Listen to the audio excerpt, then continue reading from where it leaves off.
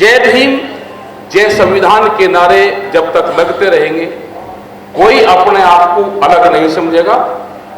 अभी हम महाराष्ट्र में गए तो बाबा साहब के लड़के की वाइफ वहां पे मिली, इनका पोता मिला। हमने कहा भाई हमारे इधर खास करके दिल्ली और जो पूरा जो क्षेत्र है उसमें ये नहीं जानते कि बाबा साहब के लड़के की वाइफ और इनके पोते भी हैं, इनका परिवार भी है। मगर आप यहीं रहते होंगे, उधर कोई नहीं जानता, आप उधर आओ। वे उन्होंने एक प्रोग्राम में हमारे साथ में रहे तो उनका जो पोता था वो बड़ा सीधा है वो लड़का, उनके फोटो वगैरह खींच के हम जाए, साथ में बातचीत करी तो वे इधर आएंगे, उनको भी इधर दिखाओ, नहीं तो ये समझ रहे कि बाबा साहब का कुछ है ही नहीं और इनके नाम पे और लोग मगा भाई सत्ता हासिल कर ली, आपको पता कोई मदद करी, कह लीजिए मदद किसी ने कुछ नहीं करी। तो वही इनका परिवार भी है, वे भी है, सारी चीजें हैं, उनको भी इधर बुलवाओ और जब भी प्रोग्राम होते हैं तो यहाँ पे उनको लेकर आओ। और जो भी अगला एक प्रोग्राम यहाँ पे जब पार्लियामेंट में होगा बाबा साहब की उस पे जयंती पे या कुछ उस पे होता है ना प्रोग्राम 14 अप्रैल को आपके भारतीय किसान यूनियन की तरफ से भी हम पूरे यहाँ पे स्टोर्स लगाएंगे, अपने बैनर लगाएंगे। टिकैत साहब का उनका जय भीम और जय टिकैत के नारे इस देश में लगेंगे, जय भीम जय छोटूराम के नारे देश में लगेंगे और इन्हीं नारों के साथ हम आगे बढ़ते हैं।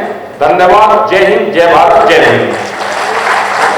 कि हिंदुस्तान भर के तमाम बहुजन लोगों ने, जो यहाँ मीडिया के लोग हैं, मैं उनको बहुजन मीडिया और मेनस्ट्रीम मीडिया से अलग करके नहीं देख रहा हूँ। उन्होंने जिस तरह से आवाज़ बुलंद की उसी का ये परिणाम था कि उत्तर प्रदेश में जिस तरह से बुलडोजर राज चल रहा है तो मेरा घर भी सही सलामत रहा और मैं भी सही सलामत रहा। एक रात को तो मेरे पास खबर भी आई थी, तकरीबन 11 बजे गाड़ी भी आई थी कि आप निकल लें दिल्ली और मैं वहाँ किसी संघ के बड़े नेता से आपकी मुलाकात करा के मामला रफा दफा कर दूंगा। माने वो जो हालात थे कि कई दफ़ा इस तरह की परिस्थितियां आ रही थी, मैंने कहा कि अब तो गिरफ्तारी लाइव टेलीकास्ट हो गई। पत्नी को मैंने समझाया कि इस तरह से आपको करना है, लेकिन मैं कहीं जाने वाला नहीं। और मुझे लगता है कि वो ताकत वही थी जो आप लोगों ने जिस तरह से समर्थन किया, और हौसला भी मेरा इसलिए रहा कि आप लोग साथ खड़े थे तो ये बुलडोज़र सरकार की हिम्मत नहीं हुई। लेकिन एक शिकायत ज़रूर मैं आप लोगों से करना चाहता हूँ, चूँकि वो बात मेरे तक आई थी इसलिए इसकी चर्चा भी उदित राज जी ने शुरू में की और भी वक्ताओं ने की कि अक्सर हम लोग बहुत जल्दी कैरेक्टर लिखना शुरू कर देते हैं। मेरे बारे में हालांकि दिल्ली के बहुत सारे साथी हम लोग पहले से, चाहे लक्ष्मण हो, रतनलाल जी हो, लेकिन कुछ लोगों ने मुझे फ़ोन करके कहा कि लोग यहाँ पर ये बात कर रहे हैं कि आपका संबंध दक्षिण पंथ से है, रहा है, इसलिए कुछ लोगों को संशय है। तो मैंने कहा कि कोई एक आध फोटो, कोई एक आध वक्तव्य किसी नेता के साथ कहीं कुछ मिले तो इसके बाद मुझे भी जानकारी हो कि कहीं मेरा ताल्लुक था। लखनऊ में भी कुछ साथी ऐसे थे जो मेरे व्यक्तिगत जीवन को लेकर के ऐसी बातें कह रहे थे जिनके बारे में मुझे पहली बार पता चल रहा था। ये बात मैं इसलिए कह रहा हूँ कि कई दफ़ा हम लोग बगैर जाने, हाँ ये ज़रूर है कि मैं लखनऊ में हूँ, दिल्ली में चूँकि आप लोगों की एकजुटता, जो मैंने इन दिनों कमी महसूस की लखनऊ में और दिल्ली की जो ताकत देखी कि जिस तरह की एकजुटता यहाँ पर है, और उसी का परिणाम था कि प्रोफेसर रतनलाल जी पर जो हाथ डालने की कोशिश की गई, दूसरे दिन ही उनको जवाब मिला। ये चीज़ लखनऊ में नहीं है। लक्ष्मण जी से मैंने शेयर भी किया था कि हमारे पास माने लखनऊ ही नहीं और दूसरे शहरों में वकीलों की टीम नहीं है, हमारे पास मीडिया की टीम नहीं है। लखनऊ में एकमात्र नीरज पटेल हैं, उन्होंने बहुत मेहनत से लगातार आवाज़ उठाई। तो ये बातें जो मुझे अपने संदर्भ में कहनी थी, हालांकि ये विषय नहीं था, मैं ख़ासतौर पर इसलिए कह रहा था कि हम लोगों की जो ये आदत हो गई है कैरेक्टर लिखना, मैं चाहता हूँ कि बगैर जानकारी के या तो आप जान लें उसके बाद लिखें, बहुत अच्छा लगेगा। और ऐसे किसी व्यक्ति को बख्शा नहीं जाना चाहिए। नवीन कुमार जी की बात से मैं बिल्कुल सहमत हूँ कि अगर भीतर से कोई कुछ है और बाहर से कोई कुछ और, तो फिर नहीं बख्शा जाना चाहिए, ये भी बिल्कुल सही। साथियों, जो विषय आज का है और उस पर इतने सारे लोगों ने चर्चा की है, उदित राज जी ने जो बातें कही हैं, मैं थोड़ा सा उसमें से आपके सामने रखना चाहता हूँ। थोड़ा सा मैं हिस्ट्री की तरफ ले जाना चाहता हूँ कि जो 2-3 मिनट बुनियादी तौर पर, मैं 2 ही 3 मिनट में संक्षेप में ख़त्म करूँगा कि एक तो जब आज़ादी का आंदोलन चल रहा था, उस वक्त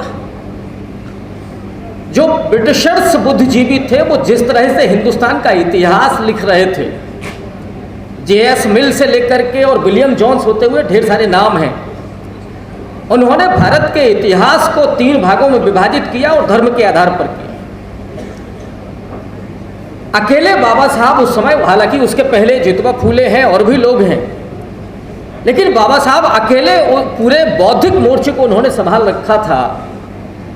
ये जो राष्ट्रवादी इतिहासकार थे उस समय के, जो खास करके कांग्रेस पार्टी के साथ जुड़े हुए थे, उन्होंने अंग्रेज़ों की तर्ज पर ही भारत के इतिहास को उसी ढंग से व्याख्यायित किया।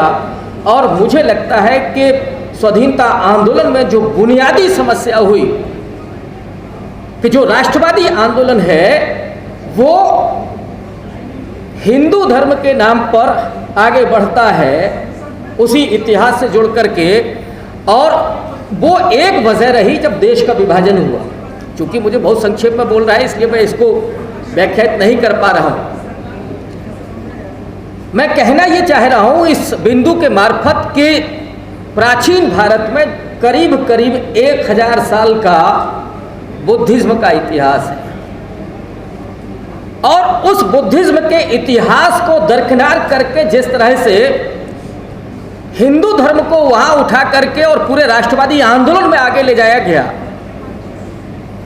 राम राज्य की अवधारणा आती है सावरकर वर्सेस गांधी के बीच में, और उसका क्या परिणाम हुआ वो हम आज झेल रहे हैं।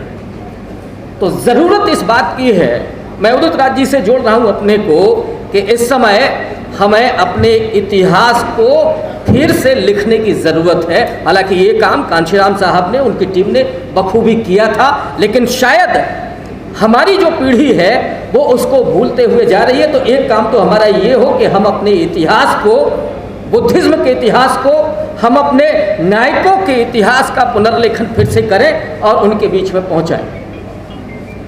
दूसरी बात जो मुझे लगता है कि आज के दौर में सबसे ज़्यादा जिसकी ज़रूरत है कि हमें लड़ाई किसके लिए लड़ना है, हम अपने लोगों के बीच में जाएं तो क्या ले करके जाएं। एक SSS का फॉर्मूला हो सकता है, चूँकि अब तो 5 किलो राशन में अगर वोट मिल रहा है जैसा सरकार कह रही है, या हम लोग भी कभी कभी कन्विंस हो जाते हैं, हालांकि मुझे नहीं लगता कि केवल उसके वजह से हो रहा है। समता, सम्मान और स्वाभिमान हमारे लिए बुनियादी चीज़ें ये हैं। जब हम लोगों के बीच में जाएं, ये SSS का फॉर्मूला हम लेकर के लोगों के बीच में जा सकते हैं, तो उसमें ये जो बहुजन का कॉन्सेप्ट है, मुझे लगता है कि वो हमारे लिए ज़्यादा मजबूती के साथ खड़ा होगा।